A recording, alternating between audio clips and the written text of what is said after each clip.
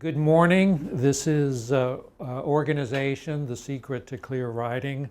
I'm John Locke, Deputy Director of the Writing Center, and I have a lot of experience writing nonfiction material. And so this is based on lessons I learned the hard way over many decades, actually. And it's called The Secret because nobody ever told me these things, and I would have been a lot better off if they had.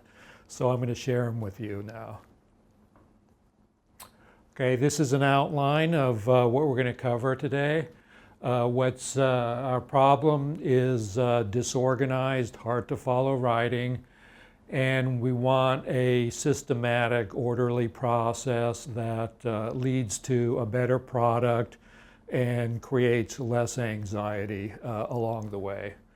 So we'll talk about what's different about academic writing, how we collapse detail into meaning, some structured writing techniques, and then at this point we'll expand out and look at the big picture, then talk about outlining, how we solve the organizational puzzle. And then at the end, some disclaimers, and I'll show a real-world example that will illustrate a lot of the ideas here.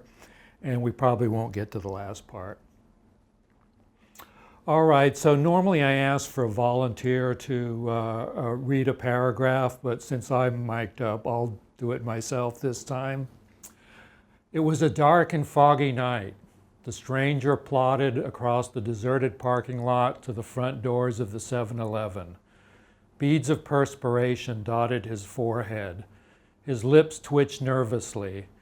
He thrust a hand into his coat pocket, rubbed his fingers nervously across the cold metal object concealed inside. The object made him feel powerful, more than alive.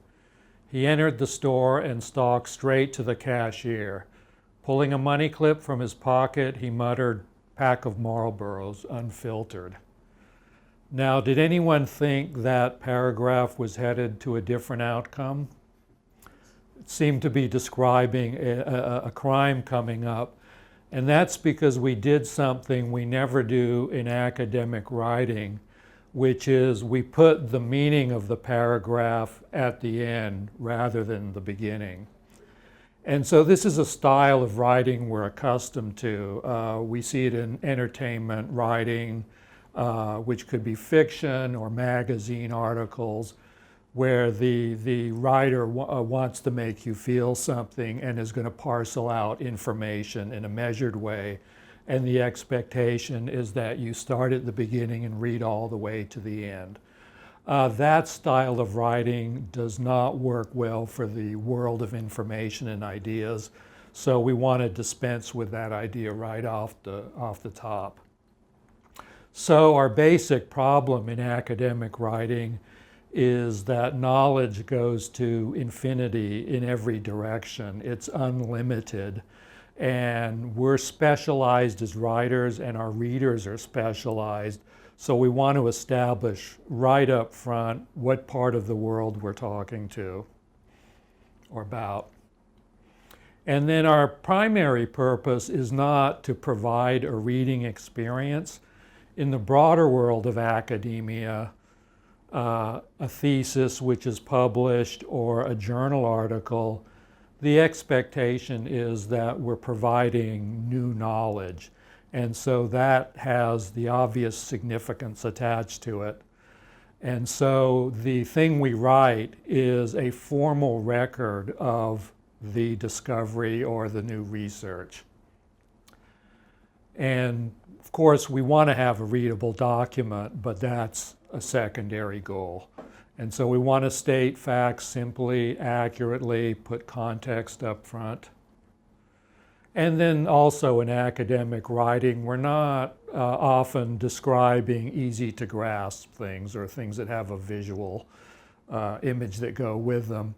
We're describing ideas, and that requires more organization to make them clear to the reader.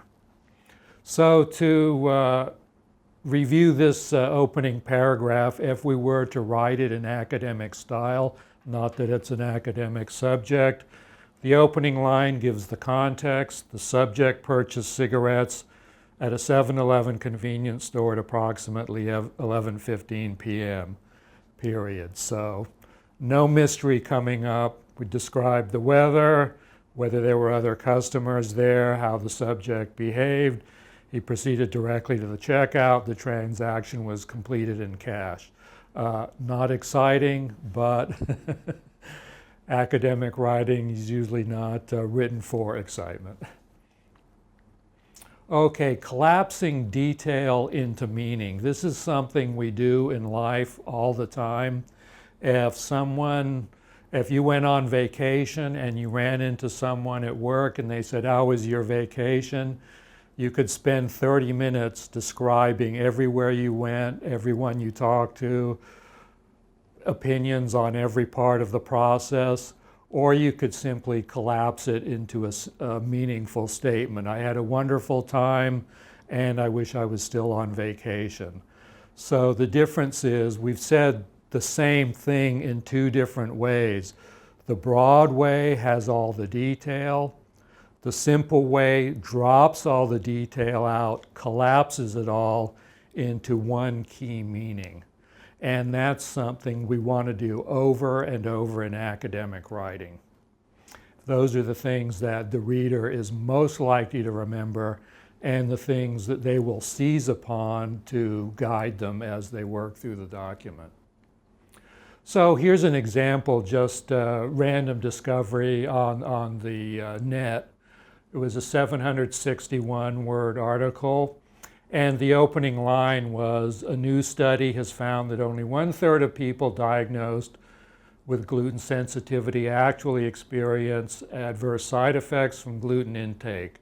So there's an entire study collapsed into one statement, and then they add the significance of it, putting it into a broader context. This adds further weight to the growing suspicion among scientists that gluten intolerance isn't actually a thing. So you could read that and move on if you trusted the author, and you would know everything important about the article. Down in the body of the article, you get the details. Who was tested, why that group was tested, how the test was conducted, where it was conducted, limitations to the test, et cetera, et cetera.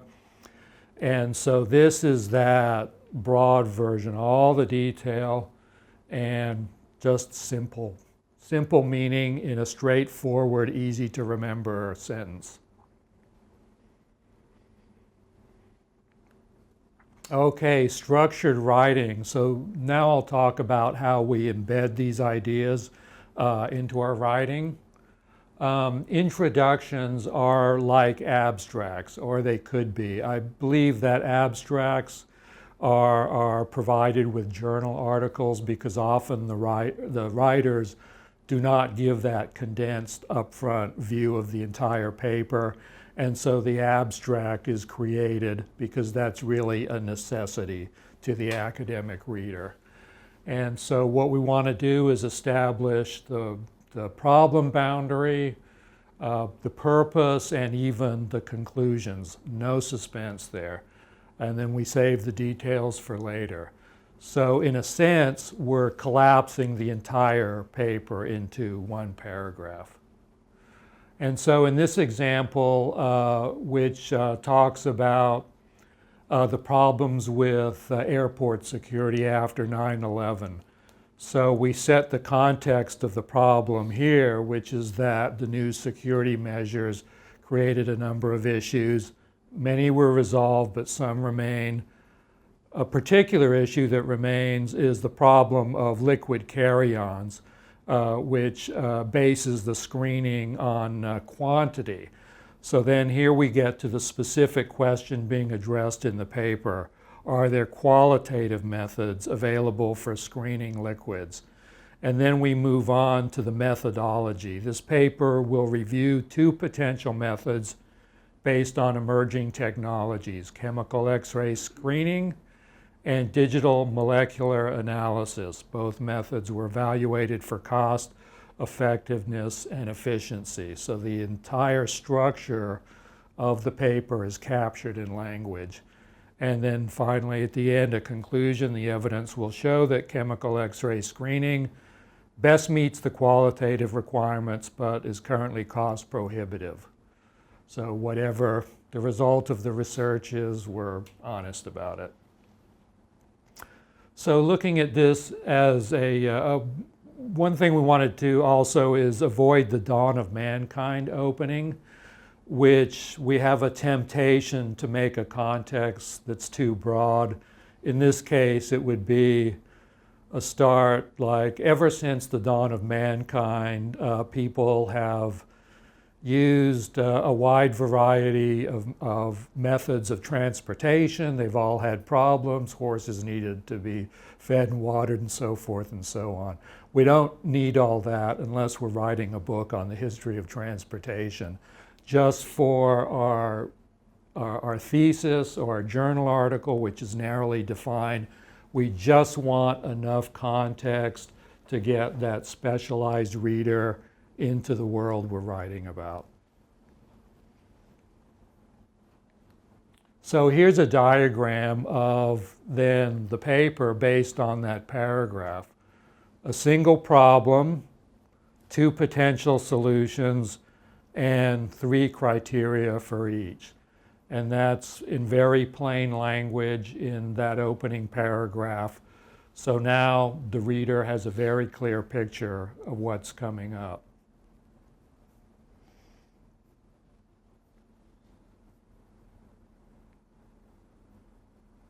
All right, moving on to a standard academic paragraph. We want to organize every paragraph. And often in academia, you'll see this kind of a structure in writing where the very first sentence is a topic sentence, which is a general statement of the idea of that paragraph. And we want to identify the idea for the paragraph. Then facts and evidence, non-controversial material in a reasonable sequence. And then finally, the analysis, because facts never speak for themselves. They need some analysis as they relate to the thing we're writing about. And so this will go back, the analysis will go back to proving the topic sentence. So again, the topic sentence is that condensed idea, that general takeaway of what we're talking about, and everything else is the finer detail. So something nice and straightforward: milk is healthier than whiskey, period. So this follows on from the opening paragraph. The Acme Digital Molecular Unit scored 100% in volatility detection, but the machine requires frequent calibration. So that's it, the idea of the whole paragraph. There will be no new ideas down here, but simply the evidence for this and the analysis that proves it.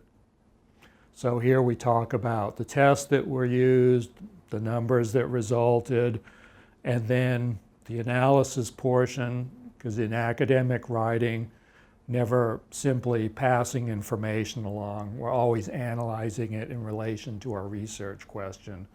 So here risks may still be low at these levels, but for our problem, any value below 100% must be considered unacceptable. So we're taking those numbers and interpreting them for the reader. So let's take a test here. And in this paragraph, a 12-ounce Coke contains 39 grams of sugar, the equivalent of 10 standard sugar cubes. A 2.6-ounce bag of Skittles contains 47 grams. A McDonald's chocolate shake contains a whopping 111 grams, about 28 cubes worth. These numbers indicate that many popular snack foods contain excessive levels of sugar.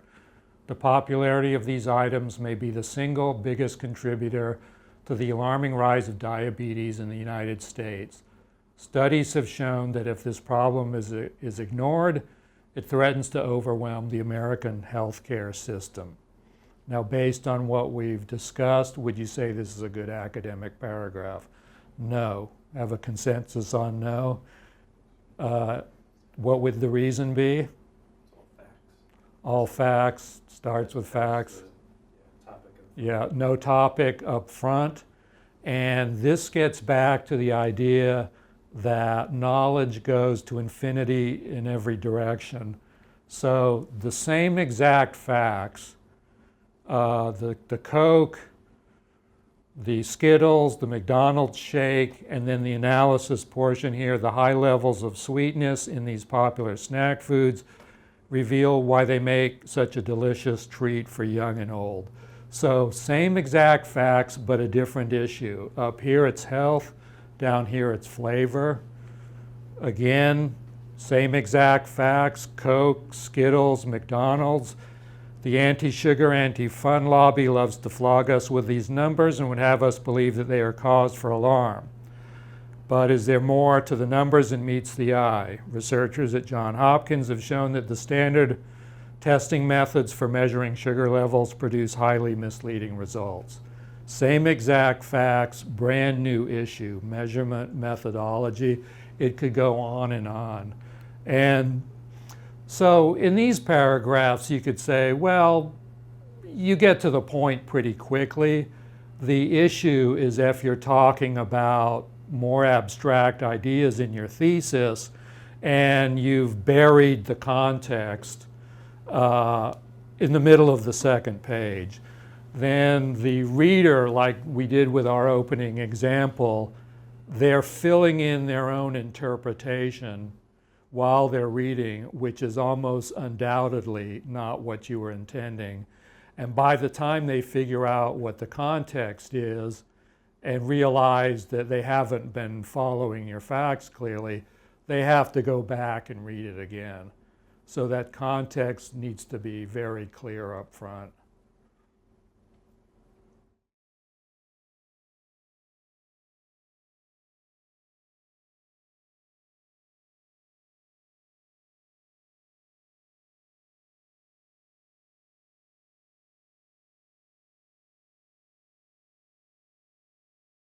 So just some examples here on plausible topic sentences. These are paragraphs from imaginary papers, so we don't really know what they were about. But in this one, many popular snack foods contain excessive levels of sugar. Then we get into the facts, then the analysis as to what the facts mean. Second example, when planning a birthday party on short notice, invest in sweetness. Facts, analysis of why that matters. And then the last one, the standard testing methods for measuring sugar levels produce highly misleading results. Facts, and then back to the analysis.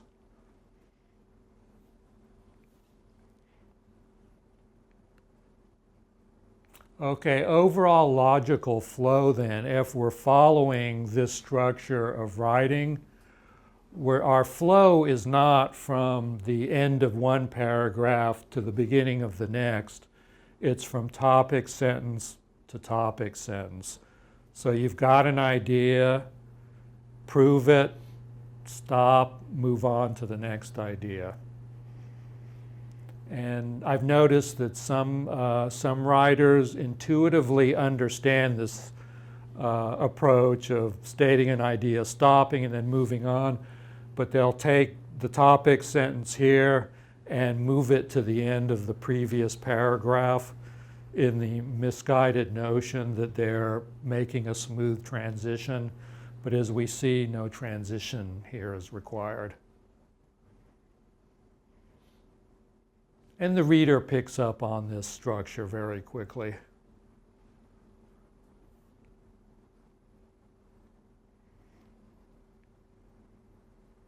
So now if we do this, then we end up potentially with 3 levels of reading the paper. And remember, our reader is very specialized. So in the example we were using about Homeland Security, the reader might say, I'm interested in emerging technologies or I'm not, and if they're not, they won't read it. We're not like Stephen King where we're trying to reach millions of readers. We're aiming for those 5, 10, 50, 500 people who are actually interested in our specialized topic. Everyone else, they're welcome not to read it, and we would wish them goodwill in not spending their time on something that can't aid them. So the 3 levels for reading the paper: just the introduction, covers everything.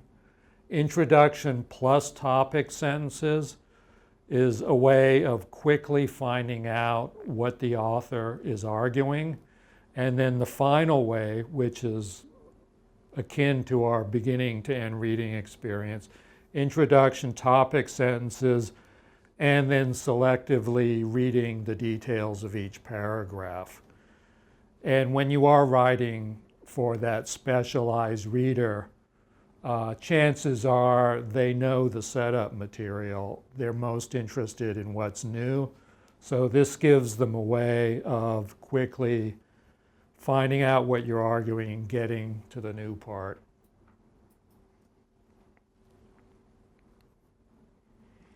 And so all those ideas, those topic sentences, that introductory paragraph, if I've made those sound easy, those are actually the hardest sentences that you'll be writing in the paper, because that forces you to figure out what is my argument, idea by idea, and express those ideas into that nice, condensed, easy to follow form. And that takes a lot of work, and it's not obvious at all in many cases. So those are the things we want to consider when organizing the paper. So we need a plan. Now we talk about the big picture. Who does this part? The architect. And who does that part? The contractor, the builder. Do these 2 people work simultaneously? Hopefully not. It probably, in practice, there probably is a little overlap when problems turn up. So this is, in writing terms, you're both the architect and the builder. This is your organization, and these are your sentences. So they're 2 completely separate classes of problem. This is resolving large issues, logic, how things fit together, analyzing information. And this is the sentence by sentence construction of the communication. So this is an example of what happens if these 2 processes are mingled. This is the Winchester Mystery House up in San Jose. Sarah Winchester inherited the Winchester rifle fortune, and she believed that as long as she kept adding on to the house, the ghosts of all the people who were killed by Winchester rifles would not haunt her. And so she went on for some 30 or 40 years, and they give guided tours to it. So this is something I got off the net. Sarah claimed to have no master plan for the structure. So what was the result? Countless staircases which led nowhere, a blind chimney that stopped short of the ceiling, trap doors, skylights that were located one above another, doors that opened to steep drops to the lawn below, and dozens of other oddities, etc., etc. So that could be your paper with no organization, no structure. And like the Winchester Mystery House, the reader would need a guide to take them through it to explain what everything was for. And really this is the same for any complicated problem. Designing a car versus building a car, the planning phase has to be separate from the construction phase. So organization, where does it fit in a writing context? This is the paper in your mind, let's say. You have a big idea, some secondary ideas. There's some chain that connects them all. You have lots of supporting evidence. And of course, you can't even see the whole thing in your mind. And then what do you do with this? You end up producing what's essentially a one-dimensional object. Your paper, which starts at the first word, goes to the last word. So it's not at all obvious how you get from there to there. And in between, you have to solve the organizational puzzle. And whether you use an outline, a formal outline, an informal outline, or whether you're Einstein and you can hold the universe in your head, you still have to solve that puzzle. You have to provide the design before you can create a nice finished paper. And what happens when we mingle these two processes is figuring out the organization while writing the sentences. We're invisibly wasting a lot of time because the sentence construction is intricate work. The sentences have to be grammatically clear. They have to be connected to one another. So you're building that little Swiss watch. And the thing you do in the organization process is, as you're learning your topic, you're entertaining ideas, refining them, throwing out bad ideas, introducing better ideas. And if you've gone to the trouble of writing them all out, however long it takes to write that idea that you ultimately end up throwing out, that time is wasted. So this is a very flexible way to approach writing. So what you're doing in here is you're learning, understanding, becoming very familiar with your topic as you go through your readings and your research data, figuring things out, and then start with a provisional outline, refine it, move things around. And as you do that, you keep working through this outline in your head. Is this going to work for the reader? Are the ideas in a good sequence? And then when you're satisfied with all of that, then you write if possible. Defer that writing process as long as you can. But like the house design, you can defer smaller problems till later. You might not need to decide what brand of refrigerator goes in the kitchen, but you'll definitely have to leave a space for it. So it's not totally cut and dry. And so the philosophy of outlining is we want a kind of a very clear picture of what the finished product is going to look like. So that represents your finishing line. And then when you have that clear picture, you can hold the image of the finished product in your head, and then that's your guide to move forward once you start writing the sentences.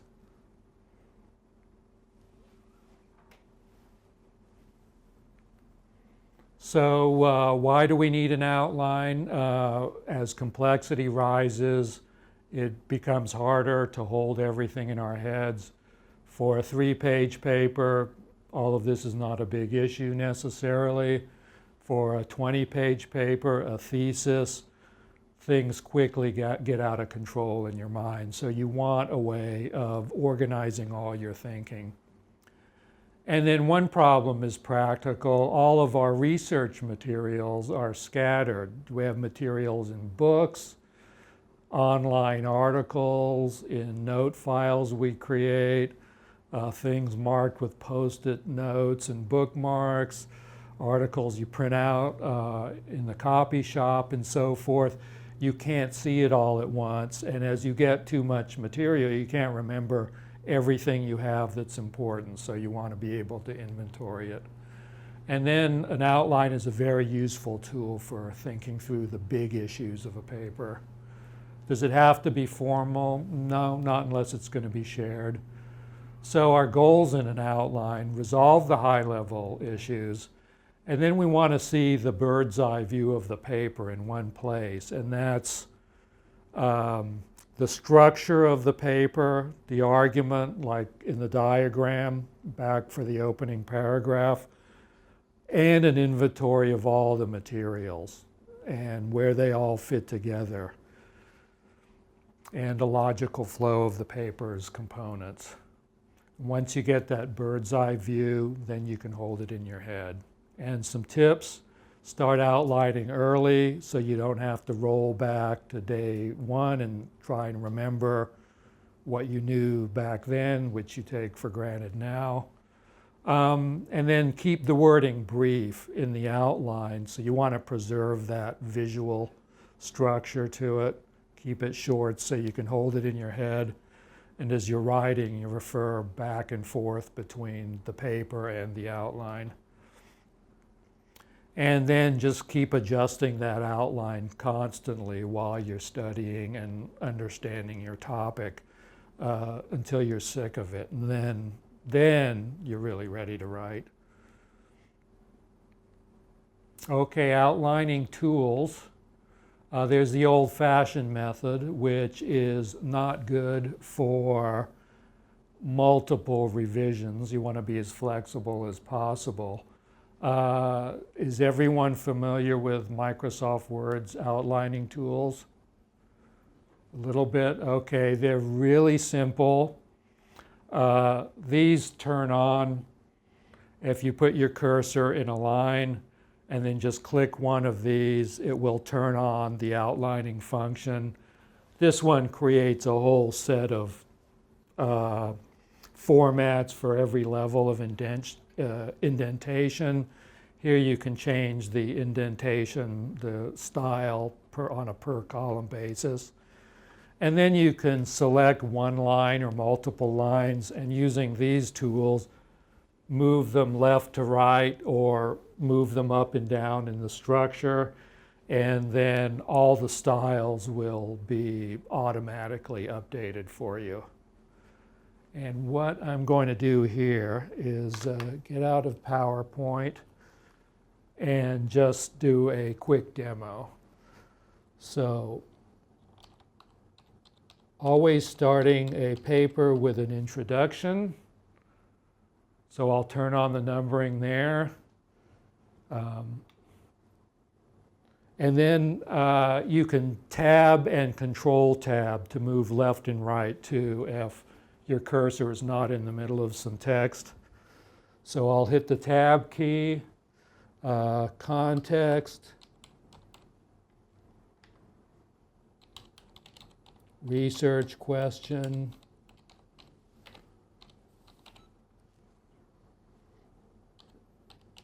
roadmap, result perhaps. Okay, then I'm going to shift tab to get back. Section 1, so forth and so on. So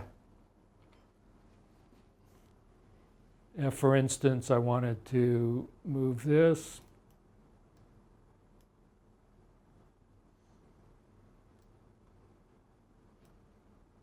so very flexible. Put a cursor there, shift tab. So that makes it very easy to be extremely flexible in the outlining. As flexible as you want your mind to be as you're learning your topic. You know, putting new ideas in, you know, what's the big idea, what are the subordinate ideas, move things around, just continually play with the organization until you know you've captured your understanding of the topic. And then when you do that, if you get a really good outline, once you come to writing, you can pretty much start at the top and just start writing sentences. You know, everything falls into place. Okay, let's go back to the PowerPoint.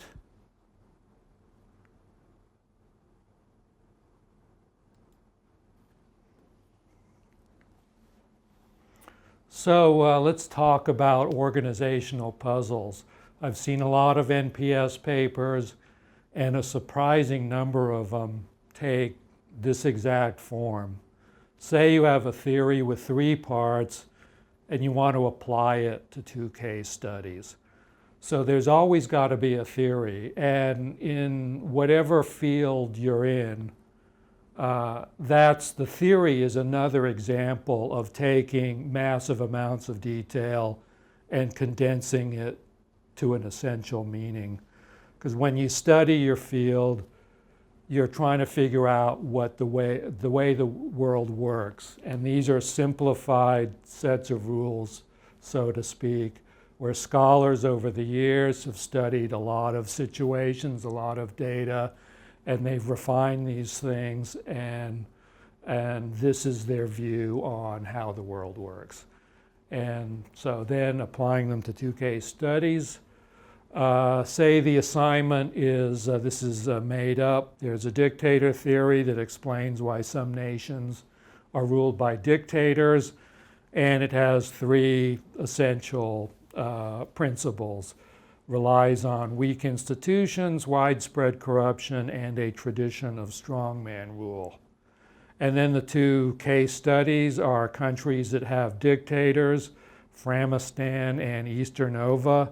And then the assignment of the paper is, does the dictator theory apply to these 2 cases?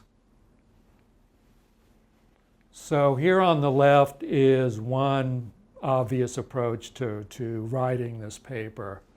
We want our nice intro that has the entire paper captured. Then perhaps in section 2 we discuss the dictator theory in broad terms, get that out of the way, and then when we get to cases we can just refer to the ideas in shorthand.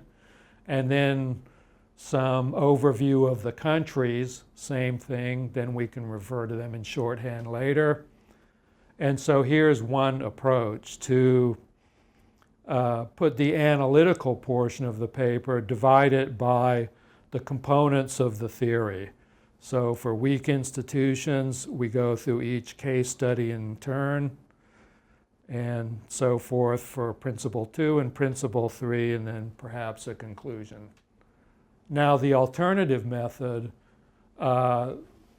sections 1, 2, and 3 are exactly the same, but the structure here is based on the 2 case studies. So for each case study, discuss all 3 principles and then move on to the next. Does anyone have a preference on those 2? The second one seems a little clearer. The second one a little clearer? There's an argument to be made for the first one, because when you're talking about like weak institutions, you only have to keep track in your mind, all right, comparing A versus B, then move on to the next subtopic, A versus B. Whereas in here, you kind of got to remember, okay, I just read about this subtopic, what was it in the other? Yeah. Okay, so arguments can be made for either one.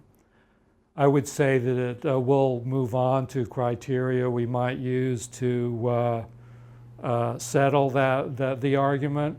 A third potential structure would be, what if we decided that the dictator theory was not very well grounded in historical fact? Maybe then we would structure the paper on arguments against the dictator theory, and then a counter-argument concedes some points in its favor. So it all depends on what we're thinking. And then, okay, how do we decide this? This is the same as section 4 from the previous examples. What approach reduces redundancy? So what enables you to state your whole argument without having to repeat information. And we see a lot of papers with redundancy, where some ideas are just stated over and over, and that's a very clear indication that the organization was not as thorough as it needed to be up front, because that redundancy question really requires you to think through the order of things.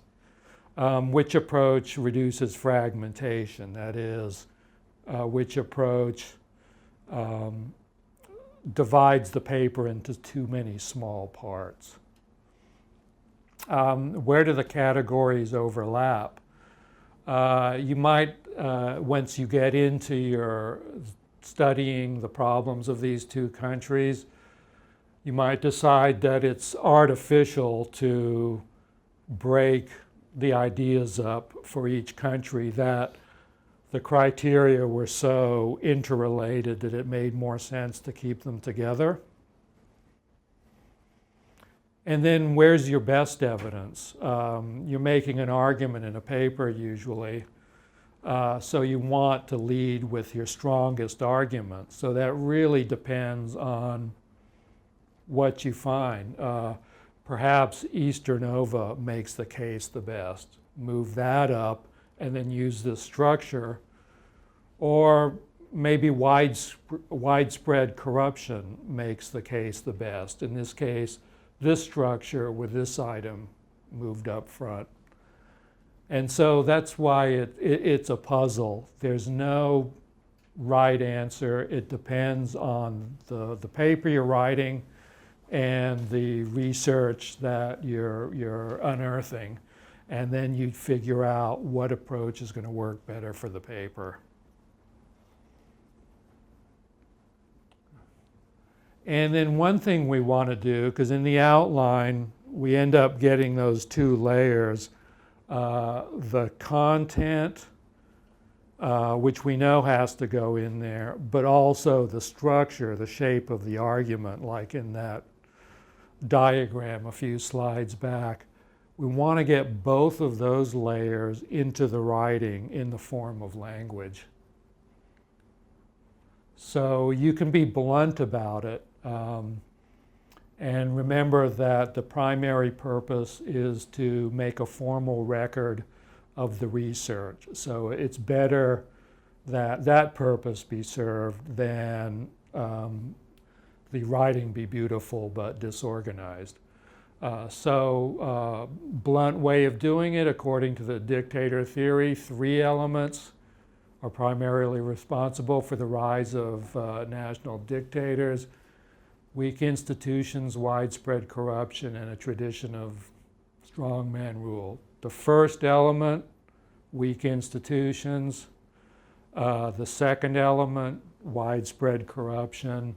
So I'm just keeping it very clear how many parts there are and which part I'm talking about at any one time.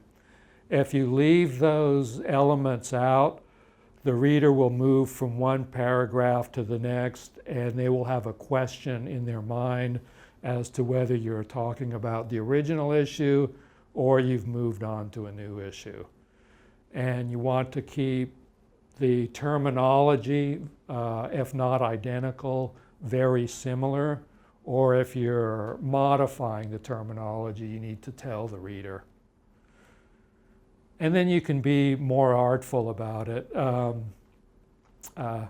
This captures the structure without actually counting the number of elements, but we do that by being consistent in the terminology. According to the theory, the rise of national dictators is primarily attributable to weak institutions and so forth, weak institutions where they exist, etc., etc. Here, weak institutions was switched to institutional weakness. I don't think that would throw the reader off. Okay, so disclaimers. So this is advice, it's a philosophy, it's not a template that you want to try and jam everything into. It's a way of thinking about writing. And your professor is probably not a writing critic. They're interested in OR, physics, national security affairs, whatever it is. And they'll have the same expectation as you do as a reader when you read something. You want to know what the paper is about, and as you read through it, you want to feel like you're following that purpose. So clear purpose up front, move through it nicely. That's really the only requirement. And it will achieve a nice logical flow. And if anything I've said implies that this workshop makes writing easy, what we're really doing is we're trying to move the labor from the wrong parts of the process to the right parts of the process. But anytime you're studying something, you're learning something, that brain as a muscle is having to work, so that's always a challenge.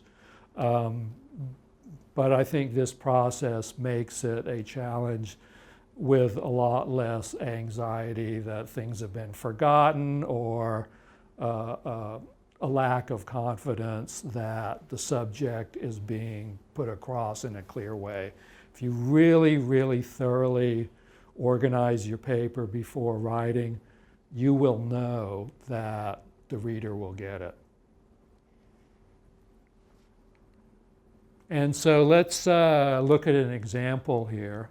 And this is to show from a nice real-world journal article that we're just talking about a philosophy and not a template. And this article by Jeffrey Herbst, who's a name writer, called War and the State in Africa. He blends his context with kind of the formal elements we've talked about. And just a little background, we don't really care what the content of this paper is, but what he's saying in the paper is that Europe has strong national institutions because they've had so many wars. And wars lead to a tax-raising regime and a sense of nationalism, which over time build up institutions. And he's comparing that to African nations who have been free of colonization since about 1960, and they do not have a deep history of state-to-state war, and so they haven't built up these institutions. He's not saying they should have wars in order to get better institutions. He's saying another solution needs to be considered. So we'll look at this paper.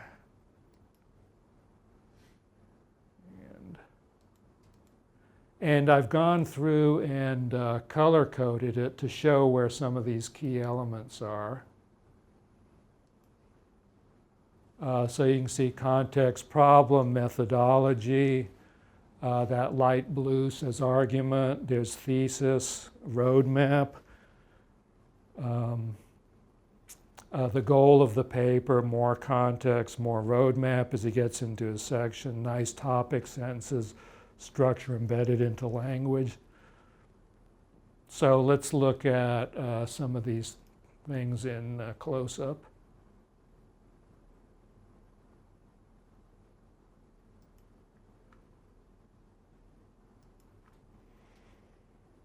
So this is where he's setting the context. And then he's talking really in very basic terms about what he's going to do. He's going to compare the European case to Africa because that's critical to understanding whether that analogy is valid. So he's done that thing we always want done. He's taken his entire argument and he's condensed it down to one clear, easy to follow statement. And then he's made his argument here and his research question. It is important to ask if developing countries can accomplish in times of peace what war enabled European countries to do. His thesis is, I conclude that they probably cannot because of reasons X, Y, and Z. And then here in his roadmap, the next section of this article outlines how war affected state formation in Europe. Two crucial developments, and he names them: taxes and the development of nationalism. I then compare, I then evaluate, I conclude, and then accordingly, that's his remedy to the problem he's identified. Then as he gets into Europe, he's got context here, more roadmap, then a topic sentence. Perhaps the most noticeable effect of war in European history was to cause the state to increase its ability to collect more revenue. And here we have an example of that, putting the structure and language: war affects state finances for two reasons. First, second. So very simple, no rocket science to all this, but you have to be conscious of the techniques when you do it.